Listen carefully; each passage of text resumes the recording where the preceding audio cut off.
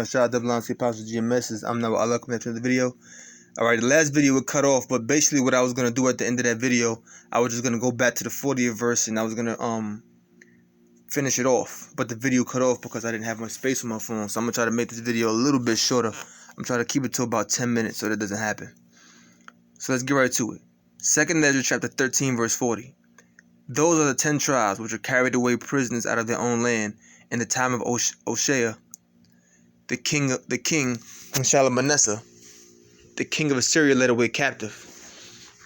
Because each part I wanted to be about something else. But I wanted to end the last part off with this, but it's okay. So I gotta, get a little bit of this into this video since I couldn't put it in the last video. So those are the 10 tribes which are carried away prisoners out of their own land in the time of Hoshea, the king, whom Shalmaneser, the king of Assyria, led away captive, which we already went into that. And he carried them over the waters, and so came they into another land. Let's deal with that. That another land is talking about what? The land of Assyria. Real quick. Here's a map. It shows you three different times Israel was taken from one land to the other. So the red arrow shows you, let's do the purple arrow first. That's the one we're focusing on. It says Assyrians take Israelites into captivity, circa 734 to 732 BC, and circa 724, 721 BC. So when you look it up in the history, it's somewhere around that region, around 722 BC. But it showed you how they were taken from the land of Samaria, and it showed you how they was taken into the regions in which Assyria had ruled. And it says they was taken over the waters and they came into another land. That's what that's talking about. That another land is talking about Assyria. And as you can see, there's an arrow here showing them go from Samaria on the other end of the Euphrates River and Tigris River, in the regions in which Assyria had reigned, Assyrian Empire was located. And then it shows you the Babylonians captivity, and then it shows you when the Assyrians is taken to fill Israel. So it gives you taken from when the Gentiles, was taken to fill up the land of Israel. Okay, because remember, it told you that scripture tell you he had put heathens into the land that weren't Israelites. Okay, so we have an idea that they was taking over the waters. Now we know that what it means is that they were taking over the waters into another land. We understand that. We got that. Now let's go to the next verse. That's what I wanted to end that video on, but it's okay. And I want to start the video on this verse. But let's get to it.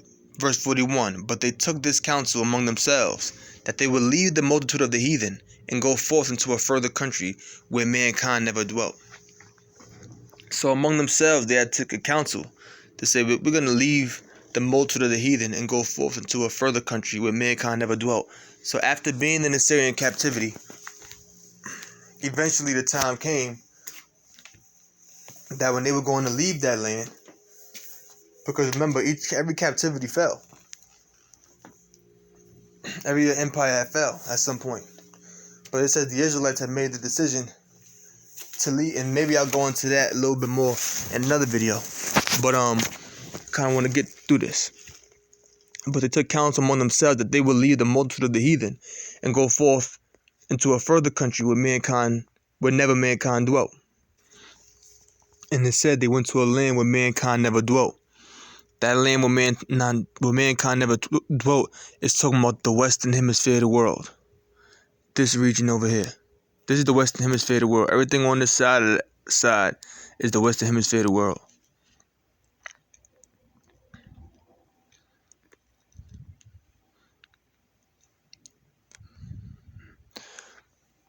Okay, so this is the way mankind never dwelt.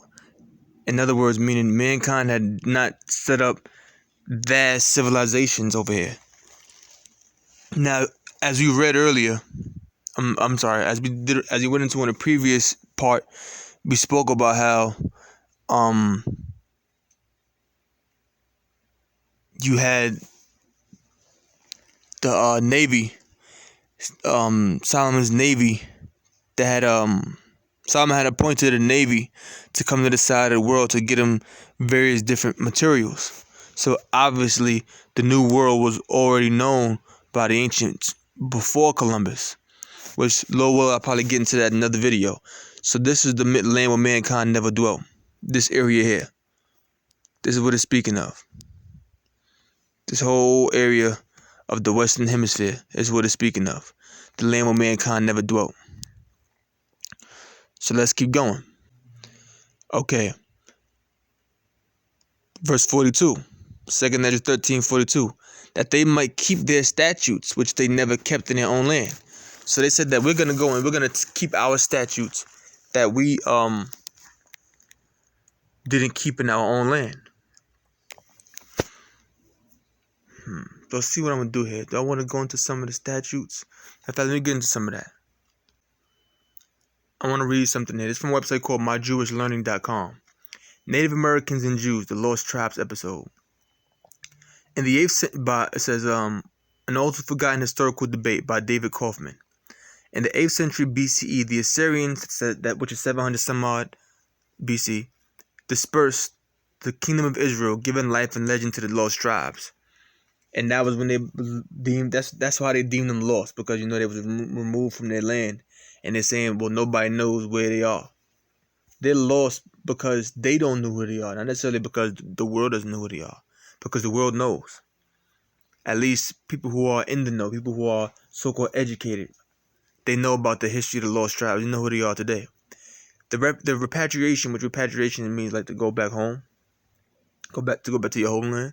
The repatriation of these lost tribes eventually became an integral part of the Jewish and Christian messianic dream, and there have been lost tribe speculations about numerous discovered populations. So many people have assumed that other nations were of the lost tribes. One, the most fascinating and unfortunately forgotten, such discussions centered on the Native Americans. How did the American Jews respond to this? Why and how did Jews discredit or discredit it? What did these theories signify about American Jewish agendas and anxieties? A theory is born. One of the first books to suggest the Native American lost tribe theory was written by a Jew, the Dutch rabbi, scholar, and diplomat Manasseh ben Israel in The Hope of Israel, 1650. So this is in 1650. This is almost 400 years ago, almost half a millennia ago. Ben Israel suggested that the discovery of the Native Americans, a surviving remnant of the Assyrian exile, was a sign heralding the Messianic era.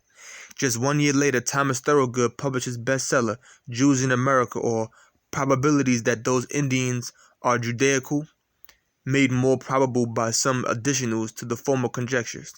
The lost tribe idea found favor among early American notables, including Cotton Mather, the influential English minister, Elias Boudinot, the New Jersey lawyer who was one of the leaders of the American Revolution, and the Quaker leader William Penn. The notion was revived after James Adair, a 40-year veteran Indian trader and meticulous chronicler of the Israelitish features of Native American religion and social custom, wrote The History of the American Indians, containing an account of their origin, language, manners, religion, and civil customs in 1775, which we go into that book a lot. Even Epaphras Jones, an American Bible professor, engaged the theory in 1831, claiming that anyone conversing with the European Jews and the Aborigines of America would perceive a great likeness in color, features, hair, aptness to cunning, disposition for roving, etc. I'm just showing you different aspects of how people had always had ideas of who the lost tribes were. Because remember, said they kept the statues; they didn't keep any on land, right? Religious connotations. Some of these writers were interested in Native American history, but most of them were just interested in the Bible. Indeed, the lost tribe claims should be seen, which they went off right here talking about they look like the so-called Jews, color, features, hair. But anyway, indeed, because he probably looking, oh well, look, they got hair like them, and trying to look at little things, but they're the Israelites, the so-called Native Americans. But let's keep reading.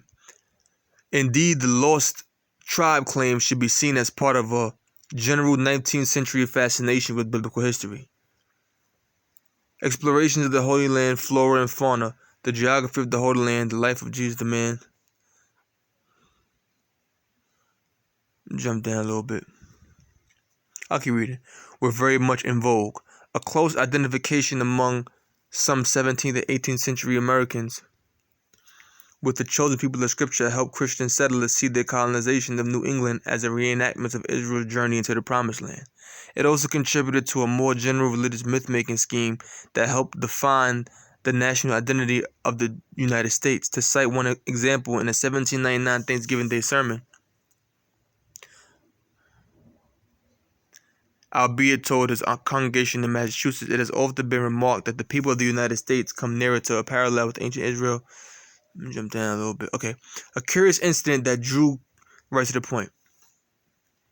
A curious incident that drew considerable attention and proved, quote unquote, it says, at least to some, that Native Americans had ancient Israelite origins, unfolded when Teflon or phylacteries were discovered in Pittsfield, which a phylactery is basically like a piece of paper, right? For example, it will have the writings of the law on it.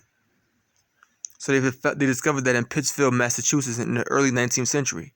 Their discoverer wrote that this forms another link in the evidence by which our Indians are identified with the ancient Jews, who are scattered upon the face of the globe and to this day remain a living monument to verify and establish the eternal truths of Scripture. Prominent Jews respond. How much more I got left here? Oh, you know what? I'm going to end it here. That's just one aspect. Let me read a little bit more. And I'm going to close it there. Prominent Jews respond. Around the time of the Pittsfield Teflon incident, Mordecai Emanuel Noah, the journalist, playwright, politician, and Jewish American statesman, began spilling ink about the subject. Noah wrote a play, She Would Be a Soldier, or The Plains of Chippewa, 1819, that resolved the tension between the Yankees and the British by identifying the Indian Great Spirit with the God of the Bible. See that? Noah's idea about Jewish native affinities grew in a distinctly political manner when he invited Native Americans to help settle Ararat, the separatist Jewish colony he hoped to establish on Grand Island on the Niagara River around 1825. Noah's writings on Jewish natives came to their full expression with his discourse on the evidences of the American Indians being the descendants of the lost tribes of Israel, 1837. So this is something that Esau was going into about 200 years ago. The work documented a host of theological, linguistic, ritual, dietary, and political parallels between Jews and Native Americans. So they went into the different rituals and dietary laws, the languages, their theology, the belief in the higher power, even their political parallels about how, government was formed among the natives, and they aligned that with the scriptures. Most importantly, he identified several essential character traits shared by the two peoples, all of which were, of course, highly laudable. For Noah, the conflation of Indians and Jews sanctioned the latter as divinely ordained Americans. Another notable Jewish-Indian incident occurred in 1860 when stones hewn with Hebrew inscriptions were found near Newark, Ohio. The story unfolded over the course of many months and was followed closely by the Israelite, the Occident, and the Jewish Messenger, these are all like different papers, like newspapers and so forth, whose respective editors represented the intellectual vanguard of American Jewry. So they represented the intellectual vanguard of American Jewry, like they were the top of the line of intellects among the so-called Jews who were in America at the time.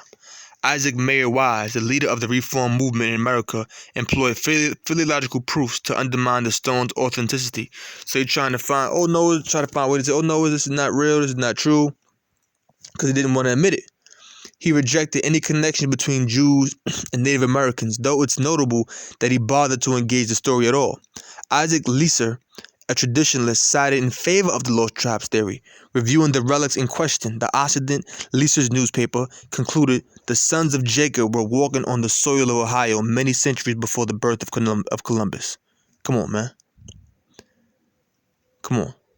And remember right here where it said that the work documented, at the top of your page, the work documented a host of theological, linguistic, ritual, dietary, and political parallels between Jews and Native Americans. It said most importantly, he identifies several essential character traits shared by the two peoples, all of which were, of course, highly laudable, meaning worthy of praise.